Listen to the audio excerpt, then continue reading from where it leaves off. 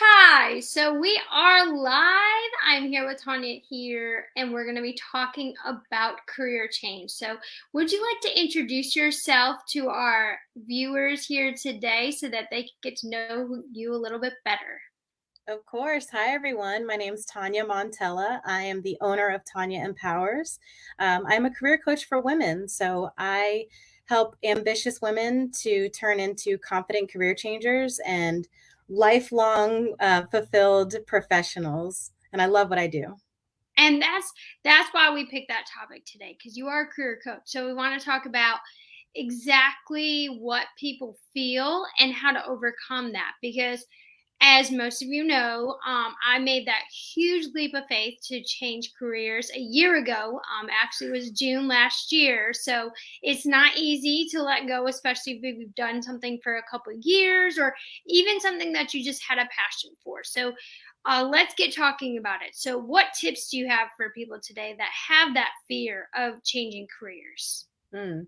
So, first, I think it's important to dive into your why, right? Like you had a very clear why as to why you wanted to change careers. And I think it's important to stay grounded on that because once you recognize your reason for wanting to change careers and move into the thing that you're looking to move into, I think that really helps, like I said, to ground you and say, okay, this is what I want to do, and here's why I want to do it. And it really gives you the drive to make the move because that's the first step is like, making the leap, right? You feel it, you usually feel it like, oh, this isn't for me. I don't really want to do this anymore. You always feel it, but it's that step to say, okay, let me go and attempt to dive into this next phase of my career. And I think the other thing that's important too is, really, and sometimes it helps, of course, to talk through this with somebody. That's why I do what I do. But even if you do it alone, I think it's important to kind of take a step back and look at the things that you have done in your career and understand what are the transferable skills that you have into that next move that you're trying to make, because that's another way to kind of ground yourself and say, I can do this. Like I've done these things. Maybe it's not exactly what this role would entail, but I've done some things that are very similar, and I can bring this over into that role and be successful as a result. And I think the important factor is skills. Like people are always worried. Like they're like, how'd you go from teaching science to being a photographer? Those things are not even linked. And I don't think people realize that you have more than one or two skills. Like, Mhm. especially, I always make this comparison, but moms, like first time moms, because I photograph newborns. So the first thing moms are like, well, when I found out I was pregnant, I kind of freaked out because, well, I've never been a mom before, don't know how to do this. And I'm like, but do you know how many successful moms there has been at daily that become new moms? So like you learn those skills as you go. So that's part of the community aspect. So I think the biggest part, well, to me, was moving from a education career to a photographer that I would be afraid that I would lose that support system. Mm. And the skills kind of just naturally came with it. Cause like we always say all the time is you can always learn something new. Like even if you're 60 years old and you just did something for 25 years, you've already experienced a lot. You just haven't tapped into that potential yet. And I think that for you as a career coach, you probably will understand this really well, but people don't know if they're good at something until they try it. So Mhm. if someone hasn't tried to paint, how do you know you're good at it? Or if someone hasn't tried to knit, how do you know if you're good at it or not? So I think that transition period or that fear is all internal. And I'm not sure, I'm not a career coach, but I'm sure you'll agree with that. Yes, 100%. And I think even to your point about, understanding what you're good at, and sometimes you don't know until you do it. I think another thing, and this is something that I talk to my clients about, which is, yes, taking a step back and looking at what skills you have, but sometimes it takes asking others for an outside point of view. So, when I work with my clients to say, okay, what are some of the things that you're really good at and things that you really love? Because I like to put an emphasis on that. It's not just what you're good at, it's what you actually enjoy doing. But then too, ask your friends, send a random text. I always say to 3 to 5 people and just say, hey, when you think of me, what are some things you feel that I'm good at? Because a lot of times it's easy to forget when people say, you're so creative, or you're always so good at coming up with good words and ways to describe things. Like it's easy for those things to go in and out one ear because, well, especially as women, we're like, oh no, not me, so I think asking other people their opinion on what sort of things am I good at are another thing to add to the arsenal of ensuring that you understand the things that you're strong at and getting that outside opinion. And I think we as women, I think really are, well, I think anyone really are their worst critic. Like if someone says, you did an amazing job, you're like, it's not my best work. I do it all the time with cooking because like I'm Italian. I was born to cook basically and then bred to cook. So like I always like, oh, but I did so much better last time. And I'm always critiquing it. And my boyfriend's like, but I still love it. Like it's Yeah. the same thing in your career or your path that you choose. Like you said, you really have to love what you do, but you Mhm. also have to take those skills and put that passion together. So, for example, like I really like helping people and educating people, and I'm really good at photography. So I merged the two together. My passion for photography and my good skills of educating came together, and that's how I formulated my business. Mhm. And it's one thing we don't teach in schools, and that's the hard part, is teaching kids that you don't have to be good at everything, but you have to learn what you're good at and kind of tap into that so that it overcomes those weaknesses you have. Because Mhm. I think a lot of kids, and this could be a really long topic and I'm not going to go there, but the biggest thing I will say is think a lot of kids get beat down really badly when it comes to school because the things that shine are their weaknesses instead of their strengths. So I think that leads us to having that fear of changing, because if you're good at doing something for such a long time and then you want to take that leap of faith, they're like, oh, but I can't do that because in school I was told if I'm not good at something, then I shouldn't do it at all. Right. Yeah. And there's so many, like, you're making me think of all the other things in terms of tips, right? It's like, once you talk it through, and again, you don't have to, especially not with a coach or anything like that. But it's always helpful to talk it through with someone else to get that outside perspective. But once you, to your point, when you said you married the two things, what you're good at and what you love, and I just love so much that you phrased it that way because that is exactly what I talk to my clients about doing, because I want them to avoid that career coaster, as I call it. Like, you're changing jobs just because you feel like what you're doing is not right. You have the up because you're like, "Ooh, this is something new, and I got the job, and I'm meeting new people, and I'm learning new things." And then you go on the up, and then you kind of plateau. You're like, "Yeah, I'm kind of doing the same thing. Maybe I'm a little bit bored, not being challenged so much." And then you go on the down. You're like, I really am not using myself to the best of my abilities. I'm not being challenged anymore because it's not new. I'm just kind of in my groove, and to keep going up and down that hill, and then you change jobs because you feel like, well, maybe this isn't the place for me. And then you go through that same thing because you never really honed in on what you love to do. And so once you figure out your passion, as you described it, or your power, as I like to call it, and you lead with that, then I think your likelihood of going through that roller coaster and consistently striving to find the thing that makes you happy, the chances of that happening is far less likely. Or it at least gets you closer to that step of finding that long term, lifelong career path for yourself when you have it grounded on the things that you love in life. And I think it's important what you keep saying is that roller coaster that people usually when they hit rock bottom. So like you're happy, happy, happy, get to the top, and then you think about when you're on a roller coaster. I have a fear of heights, so every time I'm at the top, I'm like, oh no, oh no, oh no.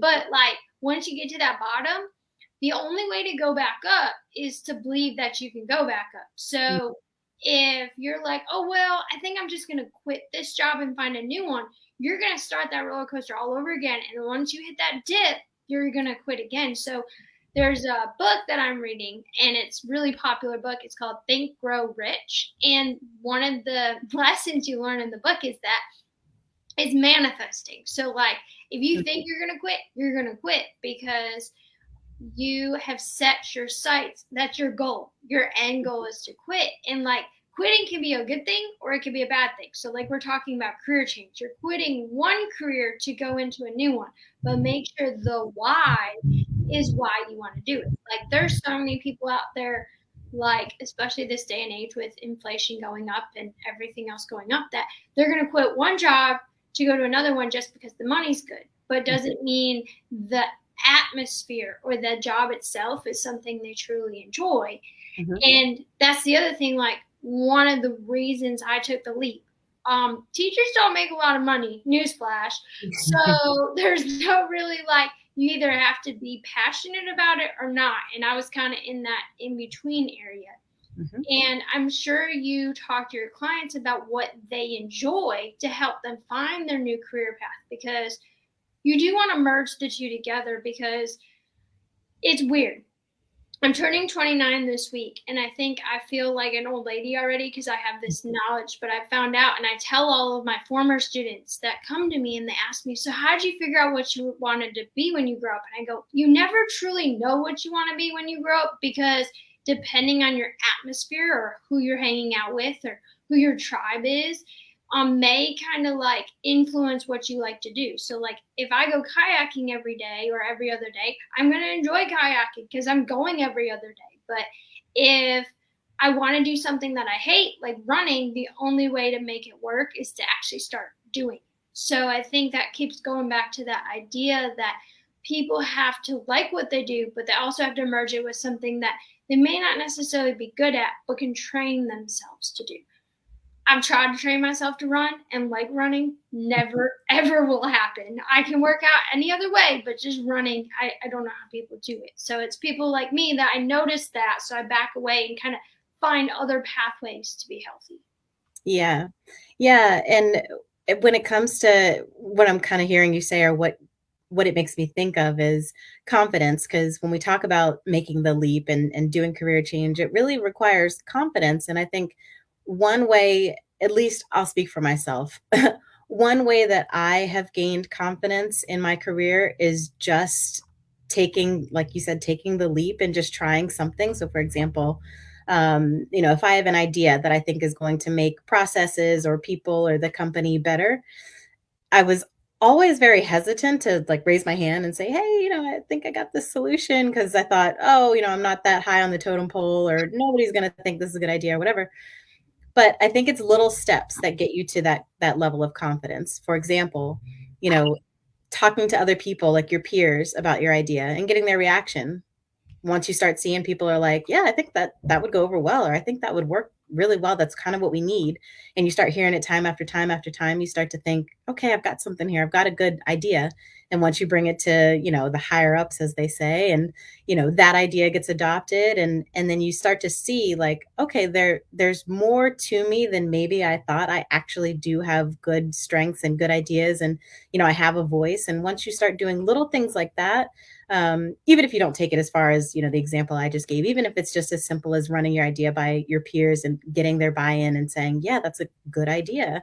I think that builds your confidence to ultimately say like, okay, I've got more to offer here. Like, I've always been interested in, XYZ industry or this other job, let me go after it. And the other part I think is important is making sure, because a lot of women that I work with, they're like, oh, I just don't know. When we talk about transferable skills, they're like, my resume is my resume, and my jobs before have been my jobs before. And I'm like, you're not bound by that. Like I always say, you control your narrative. You can paint the picture that you want to paint with your resume. You can highlight the skills that you want to highlight. You can de-emphasize the things that, aren't as applicable, and really paint the story that you want to tell, and set yourself up to be more, I would say, more marketable to recruiters, to say like, hey, this person actually, maybe they didn't do this exact thing, but I could see a lot of reasons why they would be good for this role. Let me give them a call.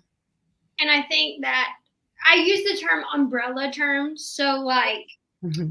so if you describe who I am, so if I go up to someone and say, hey, how are you? My name's Leah and I'm a photographer, then the gears start turning in the wrong direction, because 99.9% of the time, if they've never met me, they don't know who I am. They're going to say, oh, so you do weddings and engagements and newborns and all of this stuff. And it's like, whoa, back up. So what did I do wrong? So that's where I have to highlight, hi, I'm Leah. I'm a product photographer and photo marketing coach. And then they're under the umbrella of photographer, but they're being more specific. So I'm highlighting that I'm really good at product photography and I'm really good at photo marketing. So it goes back to that example of you talking about the resume, highlight the things you're really good at that you really want to touch base on. Now, because I introduced myself as a photographer, most people are like, oh, well, you probably don't do videography. I do, but I don't really yet tell people I do videography because I don't feel like it's my strong skill. Does it mean I don't do it? No, I really just don't focus on it yet because I'm building up that process. And I think that that's why a lot of people are afraid to change careers, because they feel like they wouldn't be able to learn after a certain amount of time. And I know there's people in this group and people that have commented about how they've changed after years and years of doing a certain job. And I think that's why it's important. I tell people all the time to hire a coach, whether it's a life coach, a mindset coach, a confidence coach, a business coach, a career coach. Because if you don't know what you want to do and you want to be successful in a certain part, whether it's like, okay, you're running a business like me, year one has been done, doesn't mean that I'm never going to use a coach again. I'm always hiring different types of coaches. So I think people realize, oh, well, I don't know what I want to do with my life, but I don't want to hire someone to help me. Well, then how are you going to figure it out? Because they're the ones who are going to help work you through it. It's the same way like people who are like, I don't need to go to therapy, but have anxiety all the time when there's a traumatic event happening. So it's like an oxymoron. People want to get better, but they don't do what they need to get better. So like I've hired multiple business coaches because of their expertise. So when I was quitting teaching, I knew I wanted to start a business, but I didn't really know how to build the foundation because I've already had one failed business. So I hired a coach then. Well, now I have the foundation, so I need a coach that's going to help me move through to the next step. So I hired a coach for that. And then mindset coach, like hired one of those. So it's like people at different parts of their lives need to figure it out. And even once you have that career that you think you like, sometimes having a career coach is good because helping you with that mindset portion of like, don't give up just because this is a new career. It's like the honeymoon stage. You may not like it. You may like it. You just got to keep processing through. Mm-hmm. Yeah. And I think what's interesting about career coaching specifically is at least a lot of the people that when I tell them what I do, they're like, oh, I didn't know that was a thing, or I didn't know somebody could, you could hire somebody to help you figure that out. And, it feels so big, like, oh, I'm hiring a coach, it just sounds so big. But once I get on the phone and I start talking women through, where they're at and where they want to be and why and all these things, it just comes very natural. And they're like, yeah, okay, let's do it. Let's figure it out. And I'm like, yeah, like it doesn't have to be like this, it's like a legal document. It's nothing like that. It's just, we're just going to help you figure it out. And what I like the most is that once, at least for my programs, once I take women through the process, they have the skills and the tools to tap back into that whenever they need. So say that, they dive into the career that they thought they were going to be very passionate about. They find that it's not the path that they thought for whatever reason, one of which, we evolve as people over time. So it may be true for you now. And then, 5-7 years later, you change.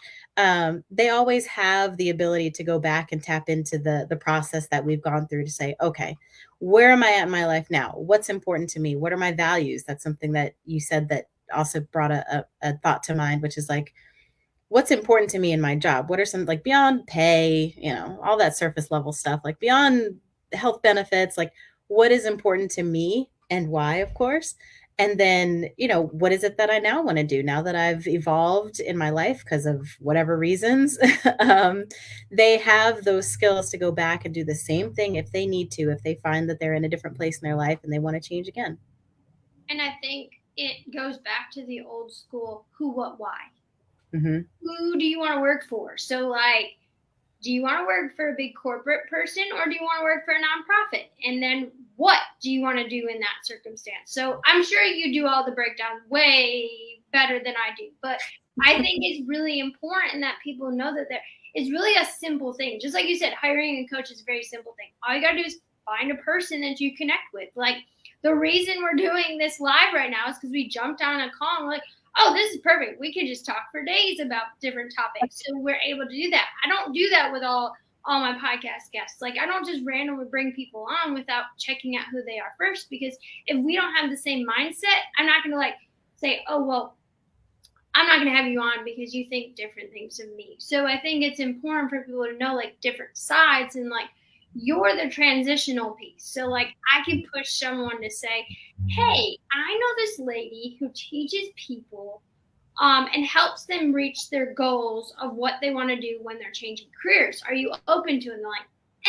And I'm like, just jump on a call with her. I promise she can help you. And they'll be like, okay, maybe. So if you don't make it so much like a heavy decision, I mean, it is a heavy decision. Like when I went from having a stable paycheck to, oh, I'm going to go freelancing. Do you think I went around going on vacations and spending my money and just using one of those money guns and saying, oh, I have all this money? No, but I didn't go into my own business thinking I was going to make millions and get a quick rich scheme. And I think that's where you said the surface level questions don't matter. It's the deep down part that people really have to talk it out with someone, especially someone that's not originally part of their tribe. Like I can go to my mom and say, hey, I'm quitting teaching.